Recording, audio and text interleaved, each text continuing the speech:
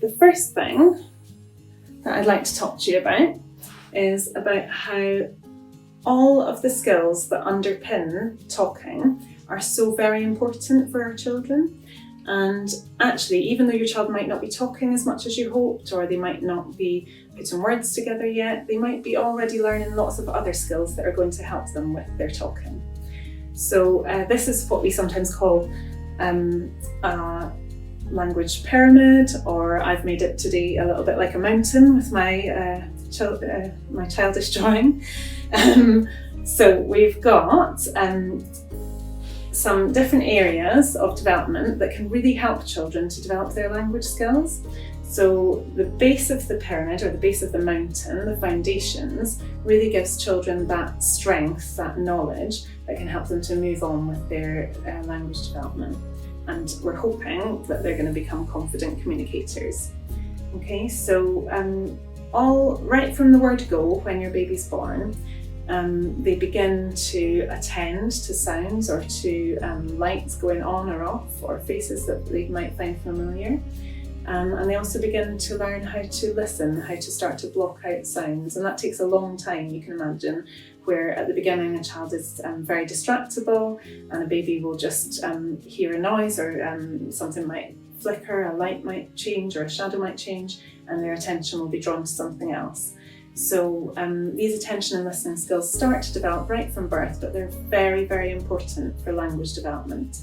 And you can see that with children who are finding it difficult to learn language. Sometimes they'll be having difficulties concentrating on one thing at a time. So they might move around when they're playing from one thing to another, just picking something up and tipping it out or dropping it, and then moving on to something else, and not really settling on one thing and being able to interact and hear the language that you're offering when you're interacting.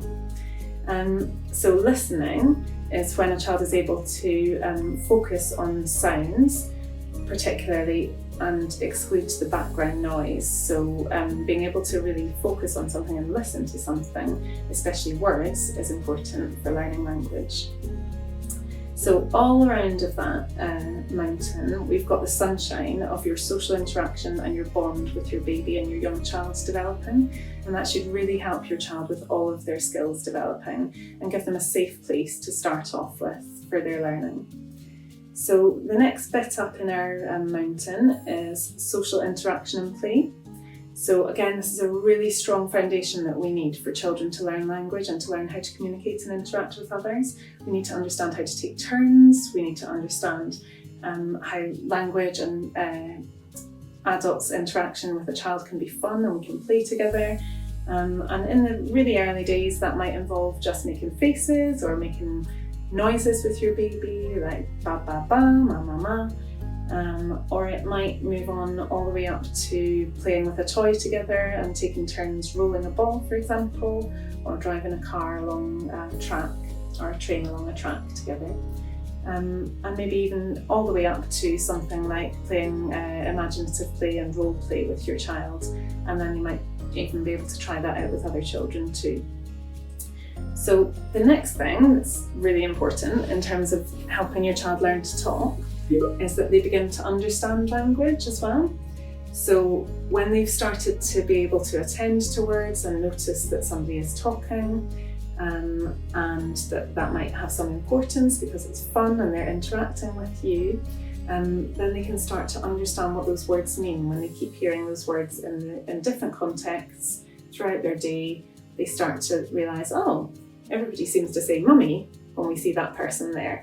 Or if I say mummy, then that's what that means. So if I say, look, there's mummy, then that means that person. So it's that repetition of those words in different ways, in different contexts, that helps a child to begin to understand words. And children can always understand more than they can say. So these are all foundations in our mountain that this child is climbing up to develop their language.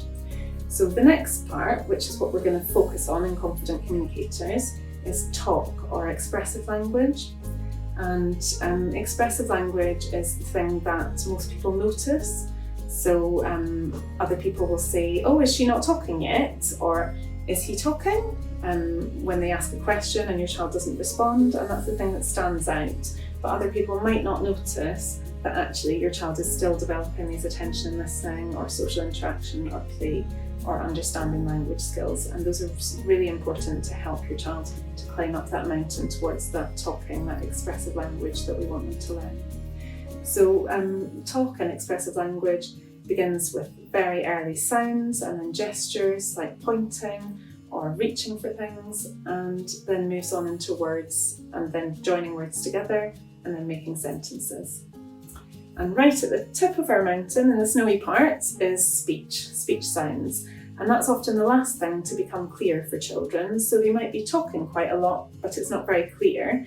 And those speech sounds just get a bit clearer and people can understand more of what they're saying as their speech and language skills develop and their communication skills develop.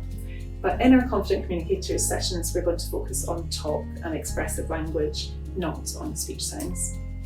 Almost all children will follow through steps in their development, just like when they're learning to walk, they'll start off with very early skills, like in their gross motor development, like rolling and crawling, or even just having some tummy time where they're raising their head. And as they get more confident with these skills, over time that will move in towards cruising along the furniture, and then maybe walking holding hands, and then one hand, and then maybe taking a few steps on their own, and then towards walking independently. And there's nothing different in terms of speech and language, how it develops. It's just that we don't necessarily, as a community, always recognise those steps as really concrete steps, but as speech and language therapists, it's something we're really aware of. So the first step, hopefully you can read this, is when a child is a baby. And sometimes this stage can persist for longer if a child doesn't move on up the steps as we would expect. But around 0 to 8 months, most babies will be at the explorer stage. And some children will continue to be stuck at that stage for a bit longer. And when a baby or a child is at the explorer stage, then they will be doing things like crying and screaming, and they might be cooing or making babbling noises like ma ma ma, ba ba ba, or ooh, so vocalising to themselves. And they sometimes do that and look at you or smile, and at that point when they're just exploring and experimenting with sounds, they often don't understand that they can send a message. So at that stage, the child is just making those sounds, and then we respond as if they are sending a message. So we interpret their noises or their crying as having meaning. So when they cry, we might say, "Oh, are you hungry?" or "You look tired." But actually, the baby is just responding to their internal environment. The fact that they feel tired or hungry, they might not be able to understand that and express that, but we interpret that.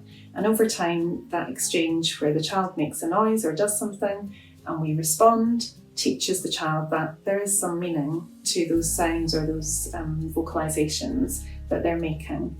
And that's when they're able to then move on to that next step, when they make that realization of communicating without words. So around about 8-9 months to 13 months, most children will begin to do pointing, waving, clapping, maybe even copying things like dancing and joining in with maybe an action of a song. So they begin to communicate things without words, but actually can be really quite communicative. So they can show you something that they want. For example, they might reach and they might do a lot of or and looking back to the adult. And that shows that they're beginning to understand they can send a message with their non-verbal, their gesture, and that communication is really meaningful. So that's that big step up there from just making sounds and crying and showing when they're unhappy and we interpret it, to then being able to pass on that meaning because they realise there is a meaning to communication. So that's a really important stage. And then the next stage on is where children will move on to use single words. So those first words are often things that they see all the time or that they're really interested in. So it might be mummy, daddy, it might be woof woof or beep beep or yeah. So something that they really find interest in and that kind of lights them up and makes them want to comment on it or ask for it, really. And then the next step on would be joining words together. So once a child gets to that stage, often around about 2 years old, they will join together just two words that are very familiar words, and often it's the same keyword that joins onto lots of other ones. So you might get more bubbles, or more milk, or more nana for more banana.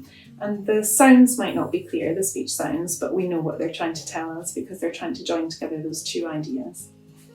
Okay, and then the next step on, which often happens around about 3 years old, or just before that, is where a child will join together three words. So those sort of 3 to 5 word sentences often happen sort of 30 months onwards.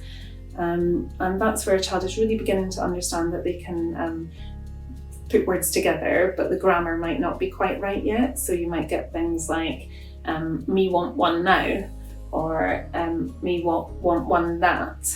So it might not be really clear, but we can kind of work out what the child's trying to tell us, and they're really starting to make those very simple sentences.